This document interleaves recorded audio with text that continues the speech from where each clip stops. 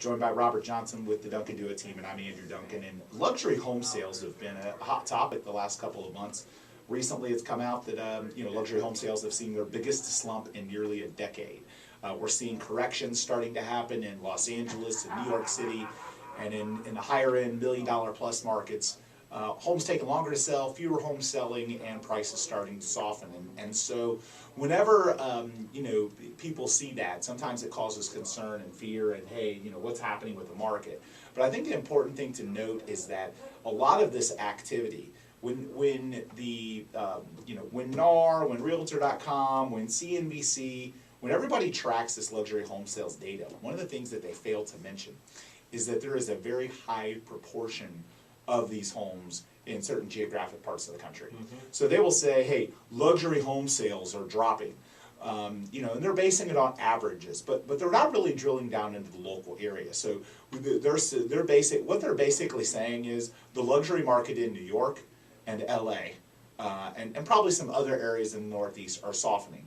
The statistics from Florida don't necessarily support the same thing, but they're using averages. So it's why real estate, when they're talking about national things, is somewhat irrelevant, or can be twisted to mean what someone wants it to mean. So for example, part of the reason that luxury home sales are slumping in New York and California is that state income taxes now aren't, and property taxes aren't deductible the same way that they used to be because some of the tax law changes. So people are fleeing, and you're seeing more people decide to leave those areas and population dropping so they can pursue areas in parts of the country that don't have those tax consequences because they're CEOs or they're presidents or owners of companies that can be mobile and can live anywhere. So when you see a piece of data like that covers the national stats, know that it doesn't necessarily mean it's applying the same way to Florida.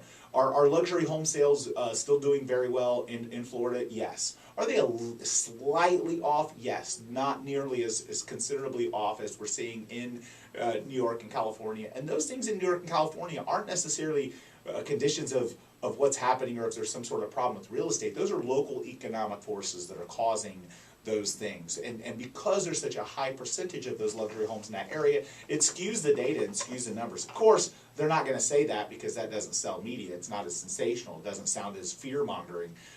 But the reality is that that's exactly what's going on. The stats that are saying luxury home sales are seeing these big drops is because of those areas with state income taxes and high cost. People moving away from is a big part of it. Well, and that's why we always say real estate news is local, and sometimes it's hyper local. Even in our area, there's certain areas that have luxury properties that struggle a little bit and have, statistically always struggled, and then there's some areas where it just keeps going higher and higher and higher.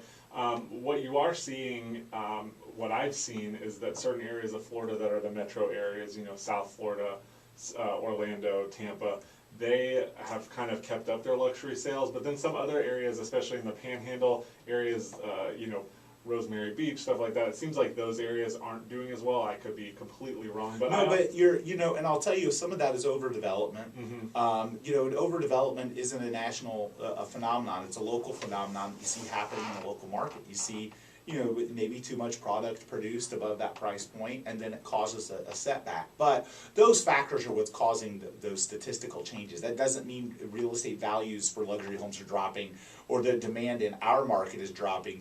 It simply means that there are forces, there are economic forces in those areas that are skewing the numbers in those areas. But because those are so highly populated areas, it skews the data. Yeah, and what I saw in the article also was that I found even more interesting than luxury homes, because it does seem like we've talked about that for a while. The media has kind of touched on it for a while. I don't know why all of a sudden they're going hardcore on it, but I did find it interesting that the article was very low-priced homes and very expensive homes. It did talk about that. Yeah, and what's been really interesting is that most of the really low-priced homes we've seen just been gobbled up. So it does seem interesting that maybe a lot of the people that were investing in the lower priced properties were also the ones that were buying the more expensive homes. So it seems interesting that both of the spectrums are very off. But what's great for buyers in general is that